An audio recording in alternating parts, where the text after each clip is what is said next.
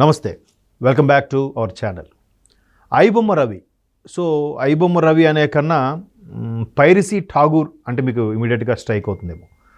అదే పైరసీ ఠాగూర్ అంటే Tagore cinema climax scene ఎలాగైతే పెద్దగా హల్చల్ అయిందో, ఐబొమ్మ రవిని అరెస్ట్ చేసిన తర్వాత ఆయన అభిమానులు ఎవరైతే పైరసీకి అలవాటు పడ్డారో అటువంటి భక్తులు ఠాగూర్ రేంజ్లో ఆయన హైలైట్ చేశారు. ఆయన చేసిన తప్పు ఏంటి, ఆయన నేరమే కాదు అని చెప్పి సోషల్ మీడియాలో ఐబొమ్మ రవిని దేవుడు చేసేశారు.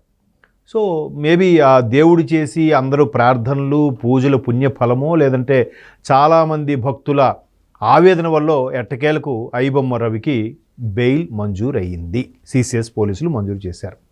సో కాకపోతే షరతులు అందరికీ తెలిసినవే కదా. అంటే ఉన్న ఊరిని విడిచి వెళ్ళడానికి వీల్లేదు, తర్వాత ప్రతి వారము ఏదో వచ్చి సైన్ చేయాలి, పాస్పోర్ట్ని హ్యాండ్ ఓవర్ చేయాలి, తర్వాత ఫోన్ వాడకూడదు, ఒకవేళ ఫోన్ వాడితే ఇంటర్నెట్ లేని ఫోన్ వాడాలి, ఇంటర్నెట్ ఫోన్ కావాలంటే మరలా సిసిఎస్ పోలీసులు అనుమతి తీసుకొని వాళ్ళ సమక్షంలోనే ఇంటర్నెట్ ఉపయోగించాలి. ఇలాంటి షరతులతో కూడిన బెయిల్ మంజూరు చేశారు.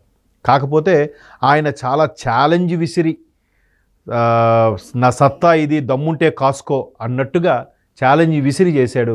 మొత్తానికి పోలీసులు పట్టుకున్నారు. అంటే ఎవరికైనా కొన్నాళ్ళ పాటు వాళ్ళ ట్రెండ్, వాళ్ళ యొక్క స్టారు నడుస్తుంది, తర్వాత డౌన్ అవుతుంది. ఆ స్టార్ వచ్చినప్పుడు నిలబెట్టుకున్నవాడే గొప్పోడు, ఆ డౌన్ అయిపోయిన తర్వాత అప్పుడు నిలబెట్టుకుందామన్నా ఎవరికి అవకాశం రాదు. సో ఐబొమ్మ రవి రకరకాలుగా పర్సనల్ లైఫ్ డిస్టర్బ్ అయ్యాడు, అది చేశాడు ఇది చేశాడు, సంపాదించడం చేత కానివాడు అని చెప్పి భార్య అత్తగారు వాళ్ళ యొక్క నానా మాటల వల్ల కసిగా మారాడని కూడా వార్తలు వచ్చాయి. ఎట్టకేలకు ఛాలెంజ్ చేశారు.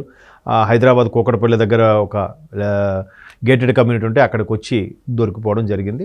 ఆ తర్వాత పెద్దగా ఎన్నో అడిగినా తెలియదు, గుర్తులేదు, మర్చిపోయాని చెప్పడం. తర్వాత ఈయన అరెస్ట్ చేసిన కొద్ది రోజులకే వేరే సైట్ ద్వారా కూడా కొన్ని సినిమాలు రిలీజ్ చేయడం, దీని ద్వారా దగ్గర ఒక 30 కోట్ల వరకు సంపాదించాడు అన్నట్టుగా టాక్ ఉంది. ఇంకా ఎక్కువే ఉండొచ్చు అనేది ఒక వాస్తవం. ఇంకోటి ఏంటంటే ఇండస్ట్రీ పరంగా చూస్తే ఈయన రిలీజ్ చేసే సినిమాల వల్ల, ఐబొమ్మ లాంటి సైట్స్ వల్ల ఇండస్ట్రీకి సుమారుగా ఒక 1500 కోట్లు ఎంతో నష్టమని ఒక అంచనా. ఇంకా ఎక్కువ ఉంటే ఉండొచ్చు, ఎందుకంటే ఓటీటీలో చూడాలి, లేదా బిగ్ స్క్రీన్ మీద చూడాలి, లేదా శాటిలైట్ టీవీల్లో చూడాలి. అలా కాకుండా ఇట్లా చిన్నగా సైట్లలో ఓపెన్ చేసేసి ఫోన్లో చూడడం వల్ల చాలామంది ప్రొడ్యూసర్స్ నష్టపోయారు. నిజంగా అఖండ 2 ప్రొడ్యూసర్ చెప్పిన దాని ప్రకారం చూస్తే అసలు దొంగను పట్టుకున్నారు, అంత మాత్రాన దొంగతనాలు ఆగిపోతాయా? సో ఇప్పుడు పట్టుకున్నది ఒక దొంగనే కదా అని కూడా స్టేట్మెంట్ ఇచ్చారు. అది కరెక్టే అనిపిస్తుంది, ఎందుకంటే ఇట్లాంటి వాళ్ళు ఎంతోమంది ఉన్నారు. వాళ్ళందరూ కూడా చెక్ పెడితేనే ఇండస్ట్రీ పచ్చగా ఉంటుంది, ప్రొడ్యూసర్ అనేవాడు సేఫ్ జోన్లో ఉంటాడు. సో ఐబొమ్మ రవికి బెయిల్ వస్తే మళ్ళీ ఇంకెన్ని సెట్టింగ్లు చేస్తాడో చూడాలి మరి.